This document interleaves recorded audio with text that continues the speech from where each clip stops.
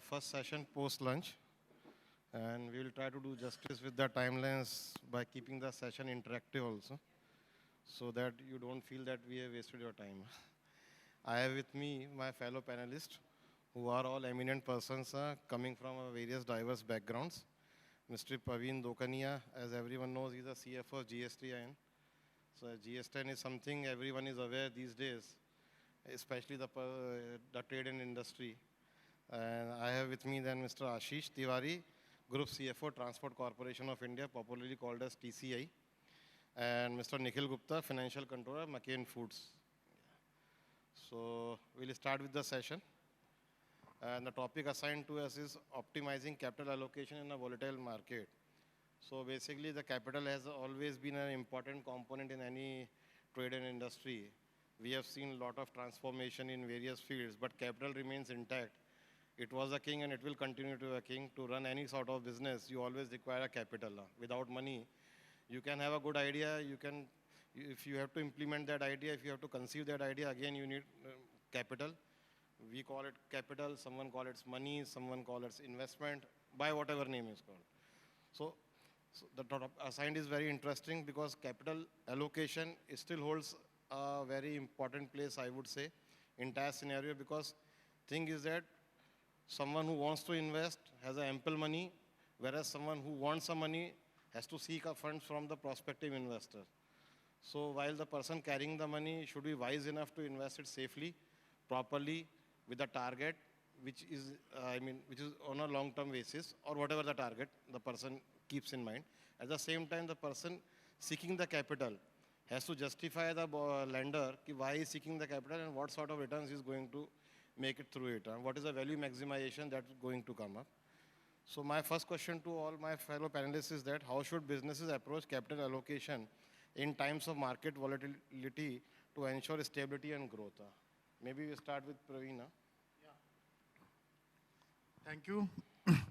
I think Yashpal, you have covered a very important topic, and you rightly said that capital is the one thing that any business has to be preserved, and correctly said in any business that if your capital is eroded, then you go into the bankruptcy. So the main job of any finance folks or any promoter, founder is how to protect their capital intact and rather work towards the growth of the capital.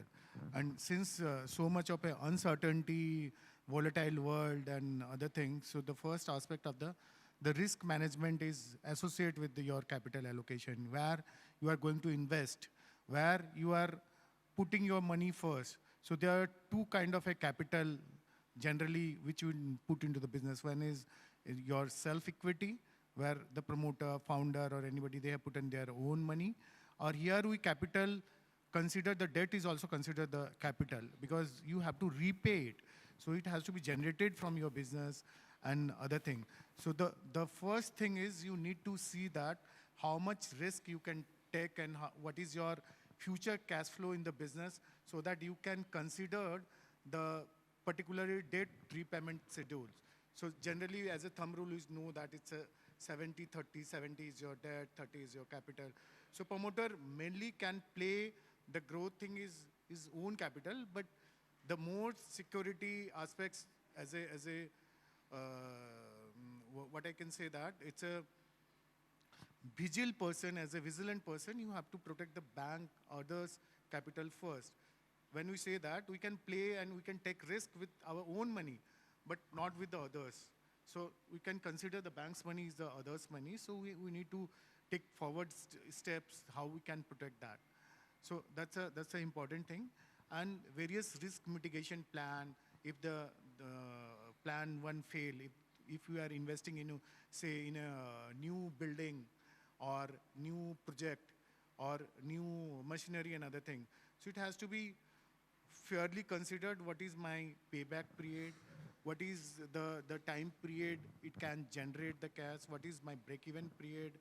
And furthermore, how the tangible asset, particularly from your capital, whatever you are getting the tangible asset, building and other things, it should be fully covered with the insurance. If you are purchasing anything from, say, outside India and other thing, how You can protect the dollar variation and other things.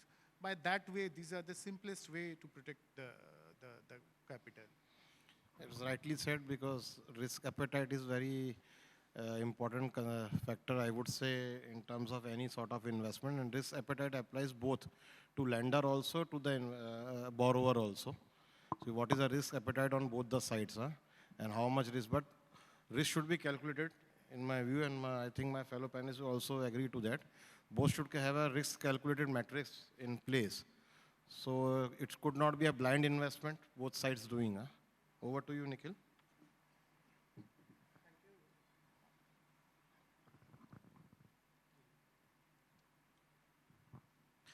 Thank you, Yash. I think adding to the the point that my friend has made, like one important is navigating the market volatilities has become really important these days. Like, and this also require, I think, discussion, and is how well we are planning the things. So one is strategic planning is very important, and one is like you have to aware of that perspective. What is going on in the market? You have to see what is market trend. What is your core competitor inside doing? So you have to be aware, and you have to do a lot of strategic planning around it. That is one of the things that I wanted to add. Thank you. Over to you, Ashish. Thank you, Yash. So I think most of the things, points covered by my fellow members.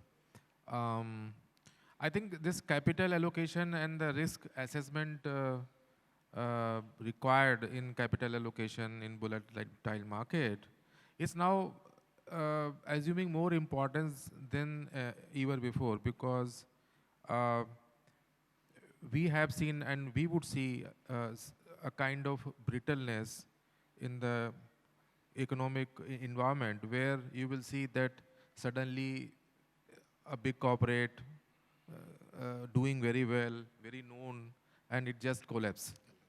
And in past in India, we have a story like IIFL, a triple A rated company. If you go outside India, there is a bank which is Silicon Valley Bank, right? If you go to the manufacturing sector, there was a company called JP Group. It's a very large conglomerate. So what had happened? So ultimately, it boils down to a point that while you do a capital allocation, you have to be kind of doing a regular, a continuous exercise, and we will talk about it, stress testing and things like that. And it's a continuous exercise where you compare with the parameters which are more or less non-financial. Financials analysis is okay. So we do sensitivity analysis and like ROI and NPV, and so many things have been done. But you have to also look around the environment and look around the non-financial parameters, the consumer behavior, what is the geopolitical scenario, and yeah. So I think it's very important. Yeah. Yeah, as rightly said by Ashish, there are many other factors apart from financial factors which one needs to understand, one needs to consider also. As of on a daily basis, as a finance side, we see lot of proposals are on our table for a capital allocation for an investment by the businesses, because it's always I would say a tug of war between the business and the finance teams. They will always ask you more investments, showing with the, I would say, a bright picture of the business that they are proposing in the future, the projects they are proposing. And finance person is always called, they are very conservative. So while going and appraising a capital investment proposal, it becomes very important that we don't even, I mean, we are not only concerned with the financial parameters, but non-financial parameters also. It should not be such that they are proposing something which is already obsolete in the market or is a dream for the future, maybe 10 years down the line.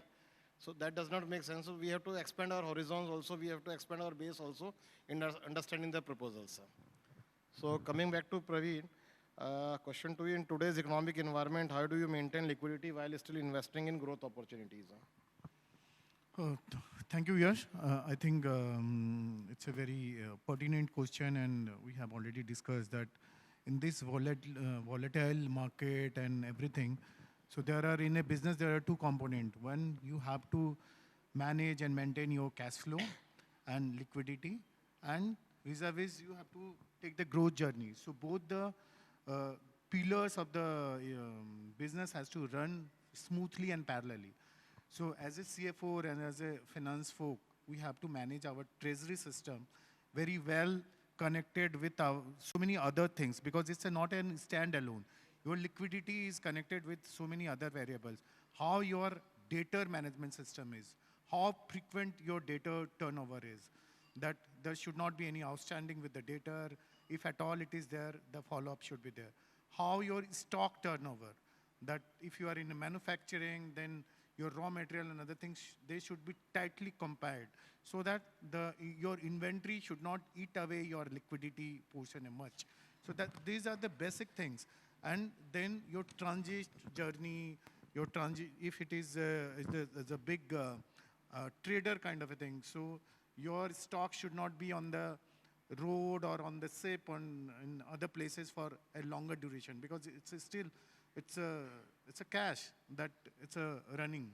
So these are for the liquidity maintenance. These are the top priority for any CFO in their dashboard. How and always the effort and efficiency improvement can be done so that we can manage our liquidity in a better way, and our debt cost for working capital and other things should be reduced and increase the top line. Vis-a-vis, the other thing is, while we are managing our liquidity, we have to see the growth aspect as well. On a tightening the data management, it should not happen that your customer growth should hamper, or maybe your business growth, putting a new plant and other things should be hampered. So this is again the alignment, proper planning, how your cash flow is going to, how much from your own fund you are putting into the growth aspects of the business, and how much you are taking the debt from the lenders, banks, or other private equities and all for your growth. So these are the two things that one CFO has to be primarily realign, and all that time has to relook and navigate how the balancing between the two can be managed. Yeah, I do agree. I think it's a valid point he has said that we need to have proper bifurcation or allocation between the growth capital and the capital which is required to run the business. At the same time, we should have a larger perspective of the proposals that we are getting, that how the business will be performing in future, because in this volatile scenario, no business is firm for a longer duration unless you keep on changing. The change is inevitable these days. We have seen many big industries or the companies fading out of the market and new entrants taking over them. So it is very essential that we keep our growth journey intact. At the same time, we keep a balancing between our liquid resources as well as the investment strategies. So over to you, Nikhil. How do you recommend organizations stay adaptable with their capital strategies when market trends can change rapidly? Thank you, Yash. So I would say for organization, like especially on capital strategy, it should not be optional, but it should be a compulsory subject that we should always talk about. Because in this time of changing, you have to, first is you have to adapt to the changes, and second is you have to be informed about what is going on in the market. Like these days, like what Yash had a discussion earlier, like it is not, like as a CFO, it is not only we have to talk about finance, but we have to do a real business partnering. So we have to really see like how does the business behaves, how does our competitor behave, what are the products that are maybe viable today and future long term. So we have to like in the earlier session, one of the session, Gaurav was talking about data velocity. I think that's a very good concept as a finance we should have in our system that talks about regular data or a futuristic data into our real time, that is. So that is one of the point is we have to adapt to changes. We have to see what are the new spots I'm coming, and as an organization, we have to adapt also. That is the point. Thank you. Yeah, as rightly said, as a finance head, as an organization, we have to be dynamic and we keep on adapting new things that are coming over, because change is inevitable and it's a truth these days when globally the economy is open. Yes, just to add on the point, if you take an example of all, Apple, Facebook, Google, these company has evolved over the period of time, and these are like they have not like shy away to take a bold decision. So these are the decisions. But yes, as the CFOs, like we are the driver, and it is our responsibility to take the more informed decision. I would say risk cannot be eradicated, but as a CFO, we have to make a calculated risk. Exactly, I do agree. So coming back to Ashish, can you share your thoughts on the role of stress testing and scenario analysis in helping firms navigate a volatile market? Yeah, thank you. So I think stress testing itself is a very stressful. Uh, why? Because everyone, especially the businesses, they have to be at least roughly right then precisely wrong. So it means that uh, whatever the strategy and decision making, importantly around the capital allocation is very, very important. So um, having this in mind, um, stress testing actually is something, as I talked about, is a more of a non-financial parameters. And when you talk about the market sentiments, when you talk about the change in the consumer behavior, when you talk about availability of, let's say, future talent, when you talk about the AI, which is very new, right? And then you also engage with the entire stakeholder team, right?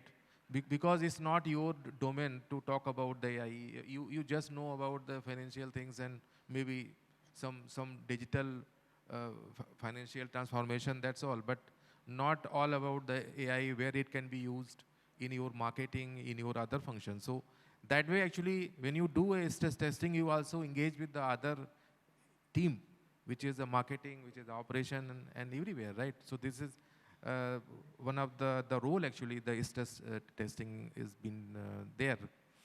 Coming to the volatile environment, which is turbulent. So the stress testing also actually open your outlook. So you think beyond the local boundaries or your local environment. Let's say today, a very recent example is what? The US is sanctioning, putting a tariff sanction on China, and then what is the impact on sitting here in India? So impact is that obviously there has to be a dumping of goods.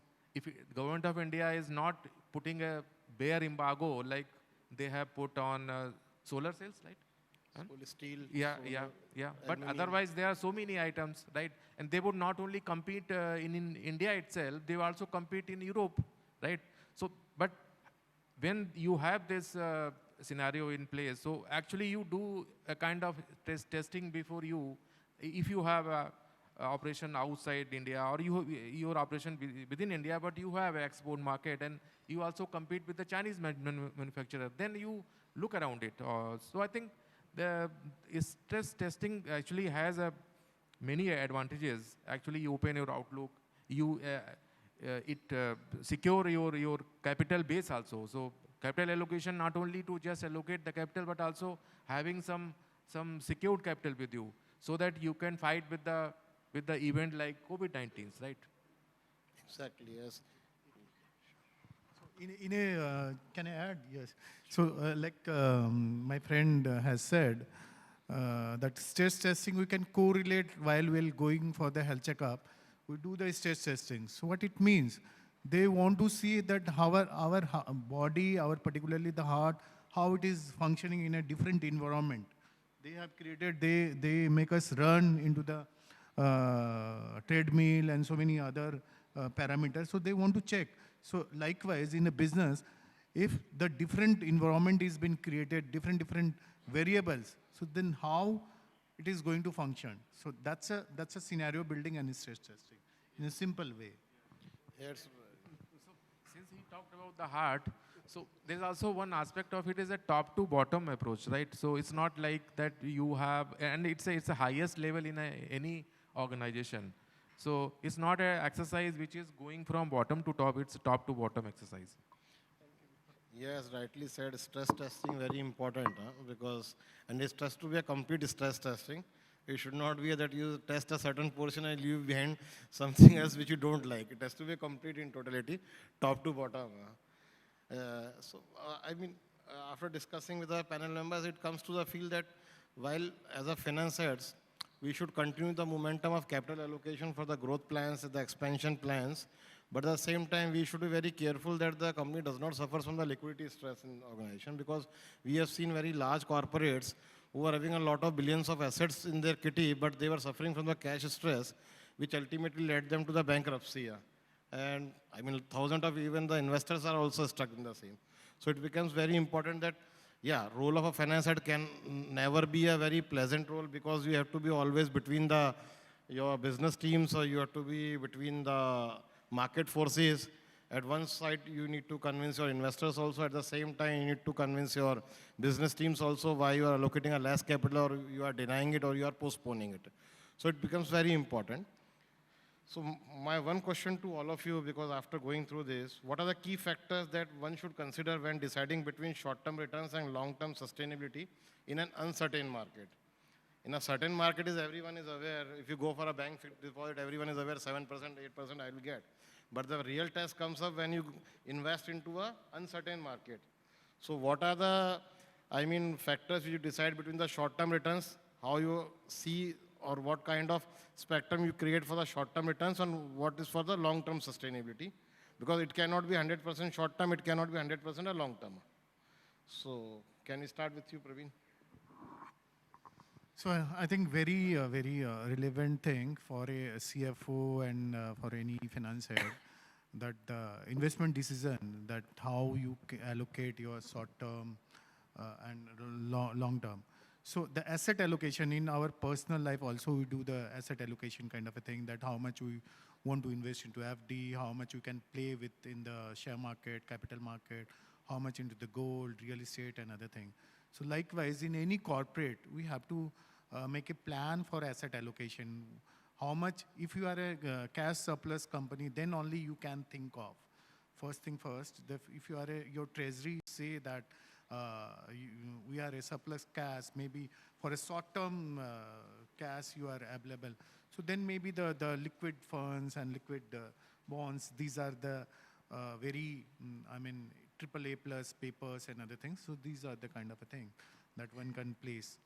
And if your business growth is in one aspects where maybe your gain from the investment is higher than your lending rate, then definitely as a principal you go for.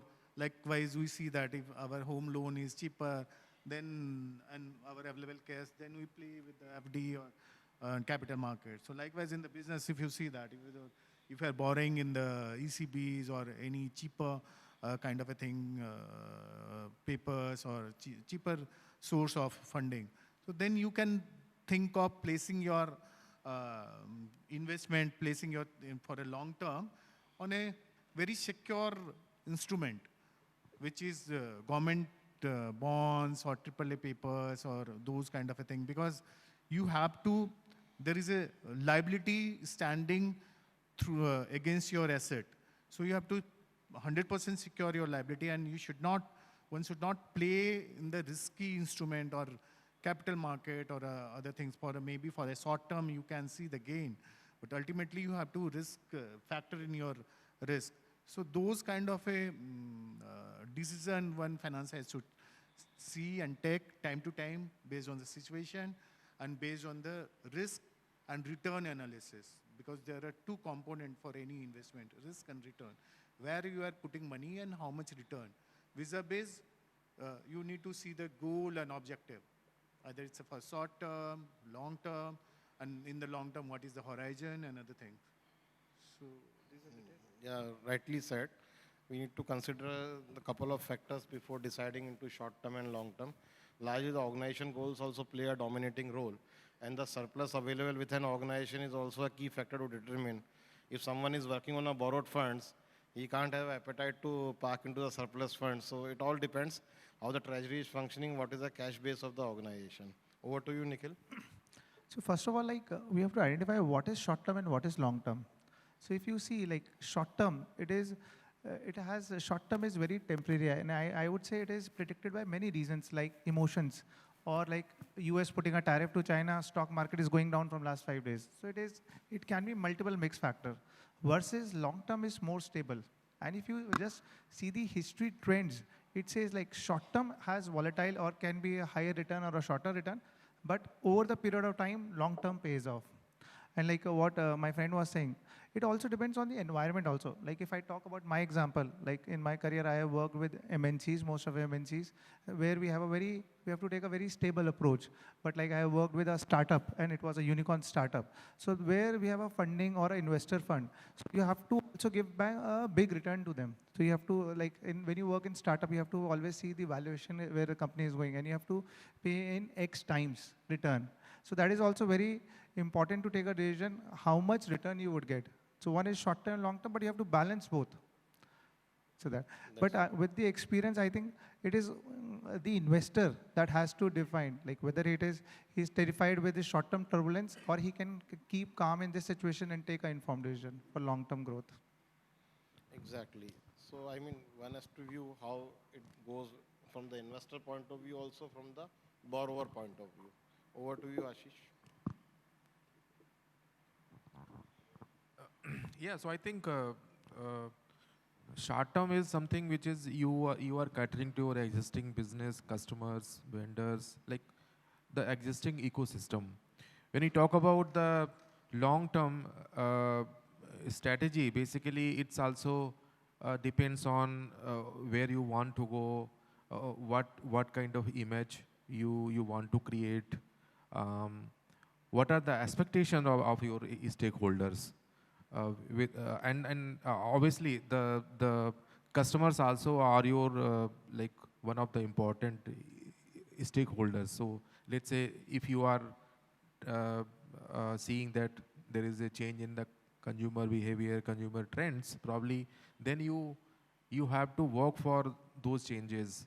What kind of products in terms of design or quality and so on so forth you have to build in next 10 years, 5 years. Similarly, it can also be,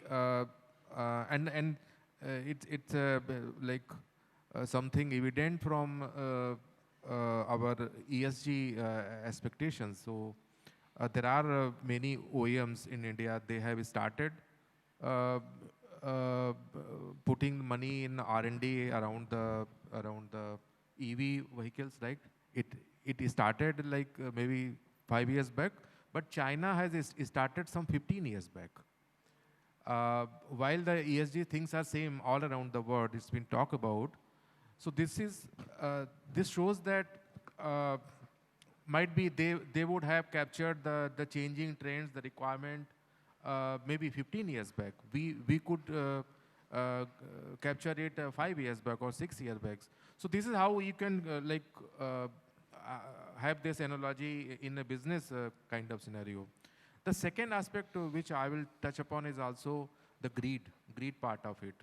When you think about the long term and think about the short term, so let's say very simplest example is a customer where you are your customer who is loss making, right? So whether you are going to invest in that, obviously the loss is the investment only. So you are going to kind of continue the business. It's a investment because if you see that in the longer run, it will generate better profit. So it's also, this is the simplest example. Let us, and this is how the balancing between short-term and the long-term growth strategy. Now if we go for some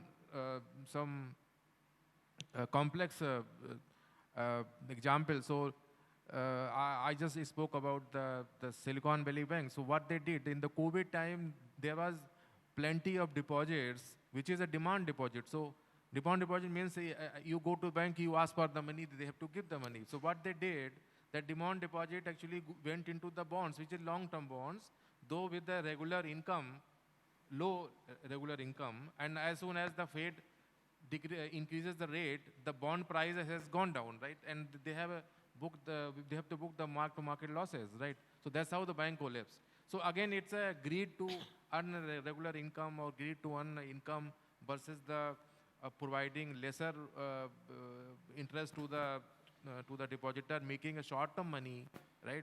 That was not the strategy of a bank. So that's how this is all balancing act which has to be there. And I think both of my colleagues have covered it in a business scenario.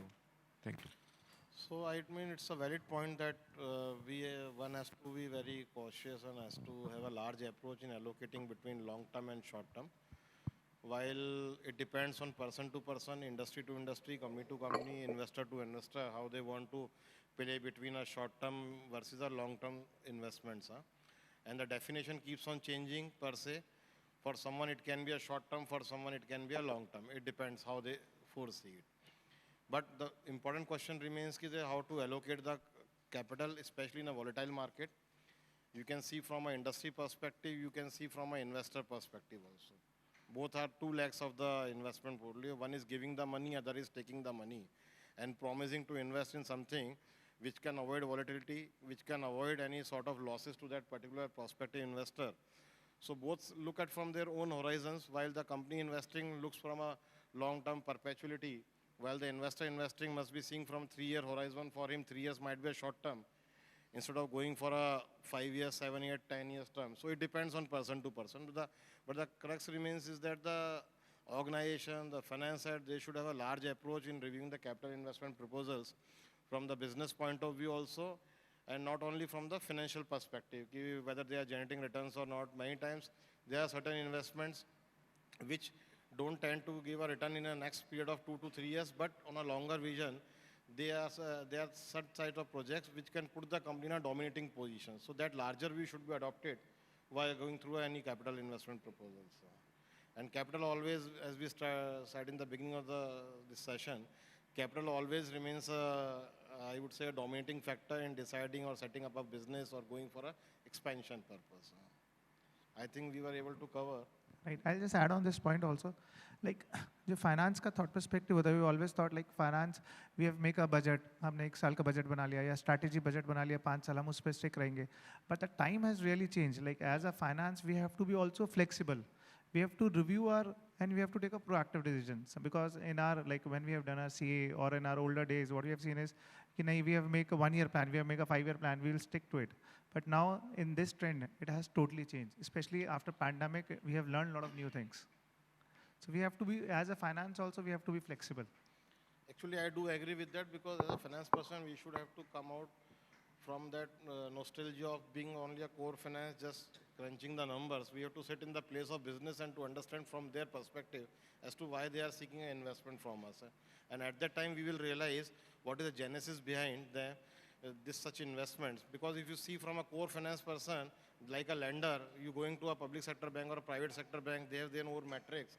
If you don't fall into the metrics, they will simply say, my apologies, I cannot lend you money, even though your project can be a very viable one. But the same approach we cannot adopt in an organization. We have to be very flexible, and we should think from a business perspective. If you had been in a place of a business head, what would have been your thought? So that becomes very important for us. I think we were able to take up the important aspects involved in the capital allocation and volatile market. We'll be happy to take any questions if the audience has. I mean, the topic is so important, but we are constrained with the times. Organizers won't allow us. So if someone has any questions, we'll be happy to answer. Or we can do offline, or we can sum up this session now. So I think so. Thank you very much. Thanks. Thank you.